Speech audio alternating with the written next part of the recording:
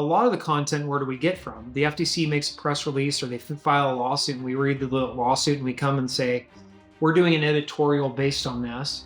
By the way, if you want some additional resources, come here.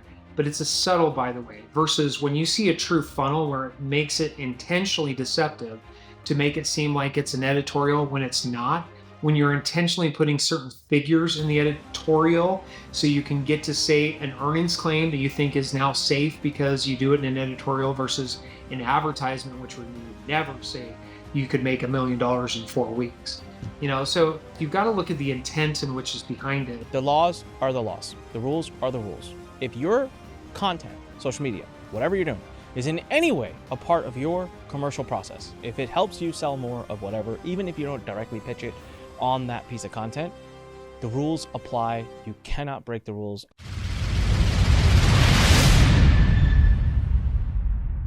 All right, welcome back to the Don't Say That podcast, episode number, 43, 44, somewhere. We've been going at it for a while, so please tell other people about this podcast, okay?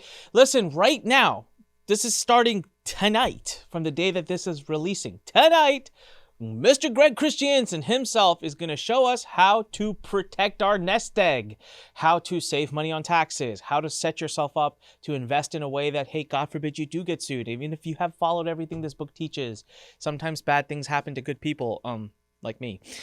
So what should you do? How should you invest? How should you allocate your assets so that you don't lose everything? Listen, we are hearing about TROs or temporary restraining orders and basically total asset freezes a lot lately. I don't know why. It's just going on. So if you want, it's available to you. Click the URL in the description below and it's starting tonight. It's live. It's free. No cost. Greg's doing this. You're going to love it. I'm telling you, it's going to be awesome.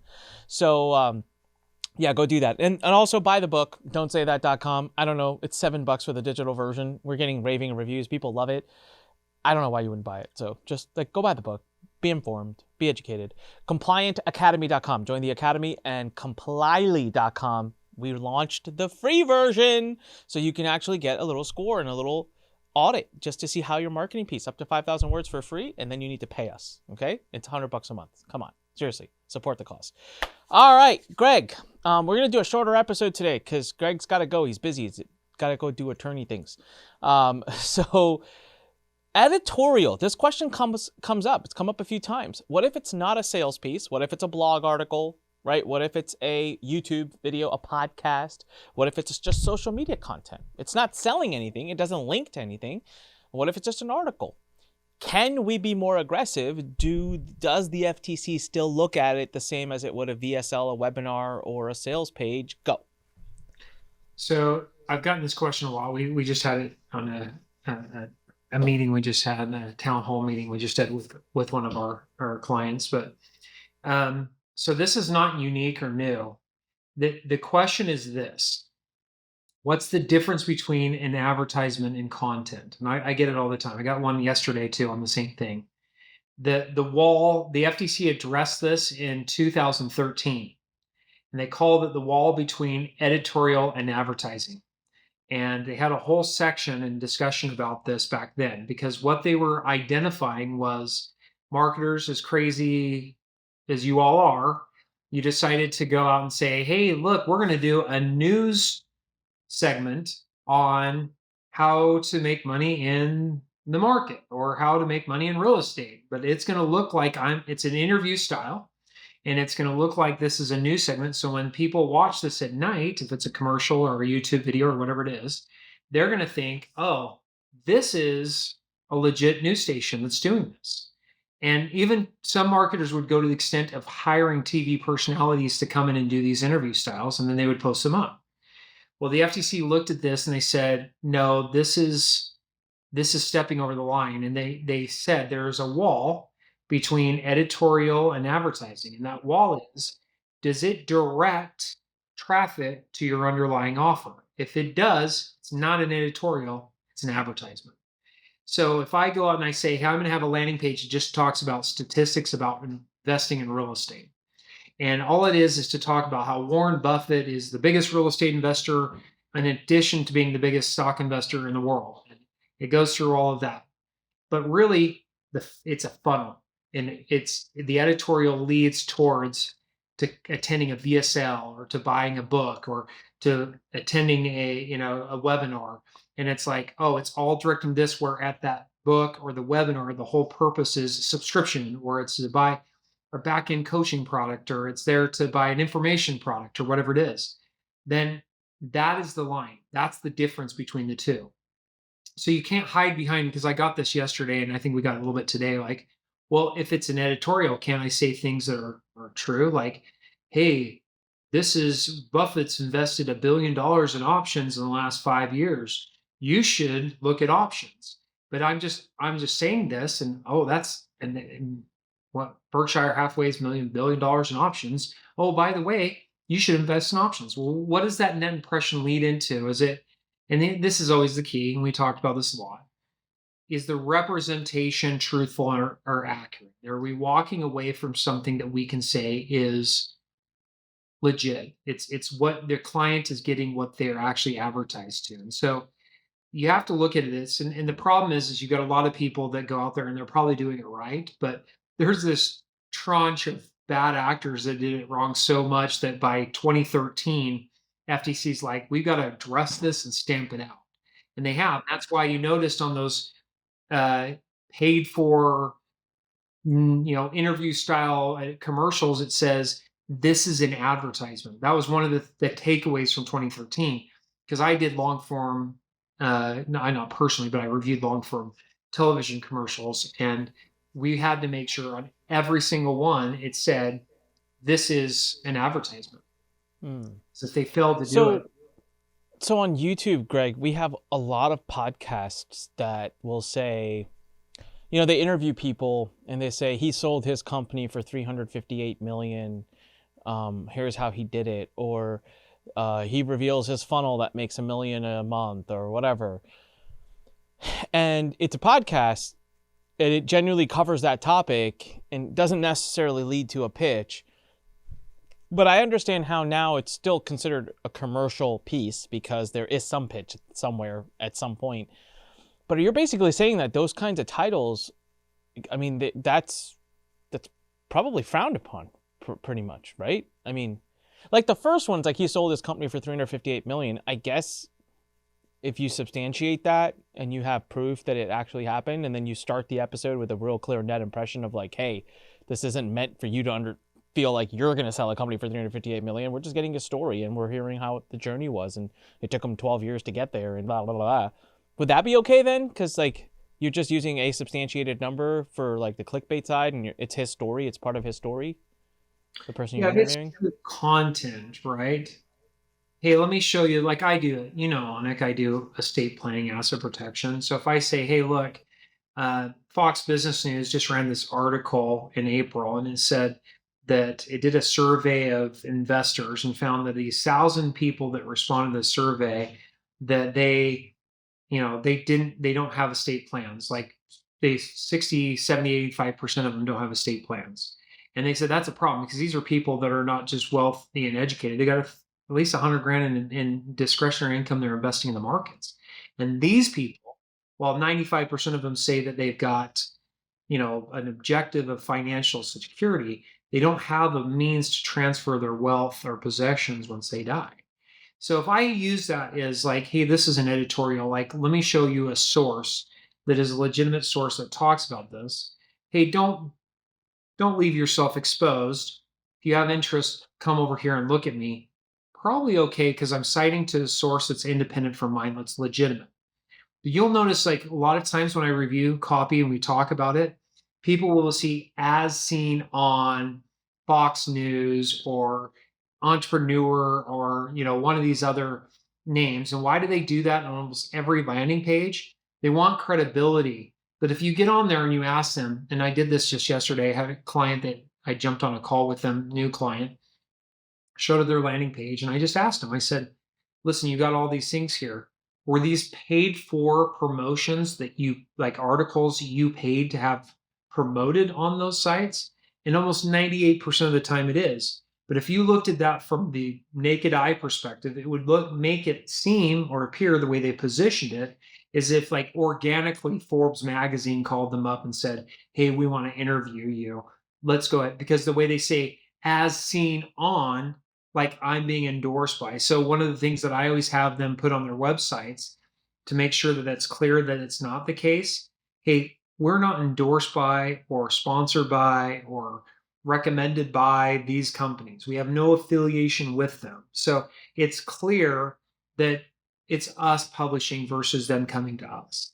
Or clearer. I don't know if it's 100% clear, but that's this whole thing about the editorial. Like you see it all the time. People use it. They just don't realize that what they're doing is trying to make it look like an editorial when it's not. But versus like what we do sometimes. Hey, this could be construed as advertisement because we're talking about like we do talk about Complyly, we talk about the Compliance Academy, talk about our book, Don't Say That.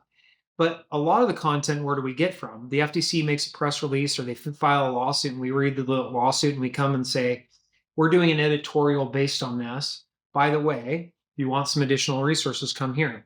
But it's a subtle, by the way, versus when you see a true funnel where it makes it intentionally deceptive to make it seem like it's an editorial when it's not, when you're intentionally putting certain figures in the editorial so you can get to say an earnings claim that you think is now safe because you do it in an editorial versus an advertisement, which you would never say you could make $1 million in 4 weeks.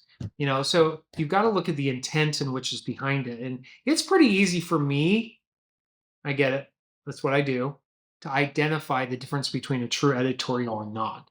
A true editorial is focusing on content of others to talk about, and then a subtle, hey, you might want to look over here at what we're doing, versus we're going to embed specific, really strong language in the editorial to get people to, get all excited. And then we're like in their face, you should look at what we're doing. And anyway, I thought it was important. I've gotten that question a lot, and it's huge. I mean, it was a big deal, and it still is. It's the reverse. You think, oh, I'm doing an editorial. This saves me. It's safer. It's not, because so many people did it incorrectly. It actually draws more ire than it otherwise would, because that's what you're trying to do.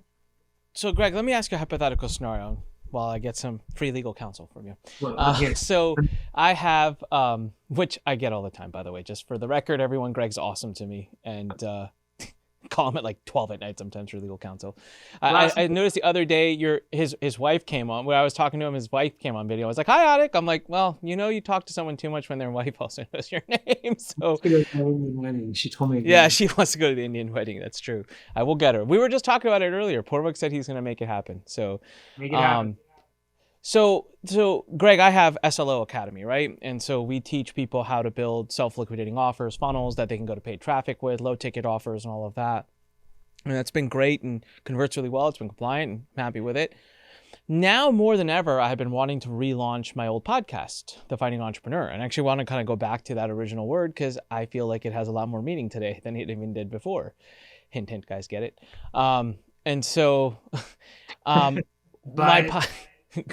Craig just got it. It's because I fought through this whole. That was a true advertisement there. Fought through this whole thing. Now, back then, some of my favorite episodes to do, and that I've been told by multiple people now that they missed that podcast, because I used to go get in with someone and rip apart their funnel and rip apart their business strategy and ask a lot of questions. Like, how does this work? How does that work? How does this convert? How does that convert? What do you do here? What do you do there? And because I was genuinely curious and I was doing it because I wanted to learn myself, I asked great questions. But I would position it around, okay, well, how much does this funnel do in sales? Or what have you done with this? Or what is this conversion versus that conversion? And I don't have the time nor the desire to substantiate and ask them for proof of every little thing that they say. So my question to you is, could I still do a podcast like that where I ask them those types of questions, but just be really freaking clear with my audience up front and again that, hey, I haven't substantiated any of this. I'm taking them at their word. And none of this is typical. These people have been doing it forever. I'm just asking them these questions so we can all learn how they operate their business and how their funnel works. Or would you be like, no, I do not get into numbers with them at all? Because if that's the case, then honestly, the episodes just aren't that fun. Well, I think it depends on how strong you get into the numbers. I mean, and if you keep it if you're saying, hey, look, like I said, Buffett before, right? Buffett's one of the world's largest option investor, and you have substantiation to show that, which you can see by the annual filings by Berkshire Hathaway, that what they invest in. Then you talk about like, hey, option investing in there. Oh, by the way, we teach people how to do an option investing. Yeah. I mean, if you're not alluding that you're going to do Warren Buffett numbers, right? And you're Yeah. using it more of an approach to show the So credibility of the investment strategy versus what you're going to do with you. So let's say I get a guy on, right, who's done multi-millions with webinars. And so we're going to talk about how to do webinars. So if I say, look, this guy has done multi-millions with webinars. I have not asked him for his financial proof. I do not know for sure, but I've been around the industry long enough to anecdotally know he's been very successful with webinars. And we're going to hear from him today how he does them, what he does, and what's helped him be successful. But just be very clear here. This podcast is not to try to make you feel like you're going to listen to it or buy any of my things and get his results. He's taken years to get here, but we can learn a lot from him. And so we can shortcut our education a little bit by his experience. And that's the point of this podcast. So now let's talk to him about what he does. So in a situation like that, I think I've managed the net impression properly. Would you be okay with that? That would be an acceptable way to start a podcast? I mean, I don't know why, if he's so successful, you introduce him as a multi-figure business owner, I guess. I mean, I think you'd have as much credibility to bring him in and say, hey, look at this.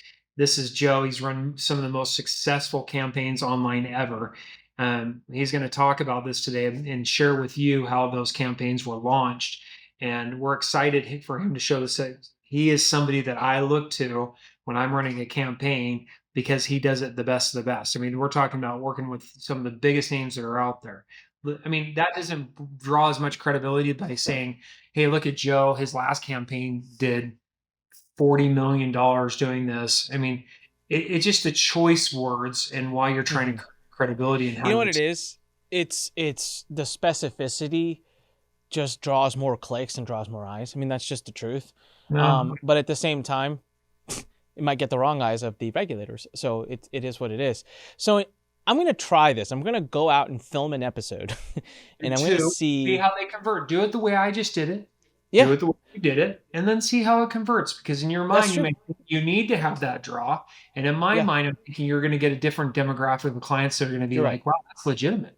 I'm looking to you as the expert, and you say, this guy is the expert, and you listen to his advice. Well, bring it on. I want to know.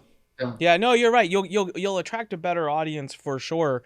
Okay, so in summary, right? Because we gotta let you go soon too. In summary, everybody, the laws are the laws. The rules are the rules. If your content, social media, whatever you're doing, is in any way a part of your commercial process, if it helps you sell more of whatever, even if you don't directly pitch it on that piece of content, the rules apply. You cannot break the rules. And where people usually want to break them is in the endorsements and testimonials and case studies and stories. And if you don't know why that's a problem, that's why you need to get the book.